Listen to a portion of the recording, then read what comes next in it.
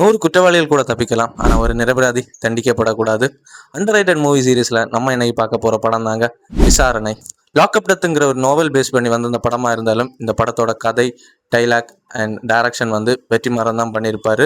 தனுஷ் சாரோட ஒண்டர் பார் ஃபிலிம்ஸ் தான் இதை ப்ரொடியூஸ் பண்ணியிருப்பாங்க. ஜிவி பிரகாஷ்குமார் மியூசிக் பண்ண நம்ம தினேஷும் கயல் ஆனந்தியும் தான் இதில் மெயின் ரோலாக நடிச்சிருப்பாங்க. கூட சமுத்திரக்கனியும் மற்றும் பலர் நடிச்சிருப்பாங்க. பட் இந்த படம் ஆஸ்கருக்கு போன ஒரு படம்னு தானே சொல்லணும். இந்த படத்துக்காக வெற்றிமாறன் அவர்களுக்கு நேஷனல் அவார்டு கிடச்சி பெஸ்ட் டைரக்ஷன் படம்னு சொல்லிட்டு 4 தமிழ்நாடை சேர்ந்த நண்பர்கள் ஆந்திரால வேலை பார்த்துட்டு இருப்பாங்க. அவங்கள திருடர்கள்னு சொல்லி போலீஸ் அரெஸ்ட் பண்ணி கொண்டு போவாங்க. அவங்க திருடினதை சம்மதிக்க சொல்லி ஸ்டேஷனில் போட்டு அடித்து அவங்கள துன்புறுத்துவாங்க. இதாங்க கதையோட பேஸ். இதுக்கப்புறம் என்ன நடந்துன்னு தான் இந்த படத்தை பற்றி பேசணும்.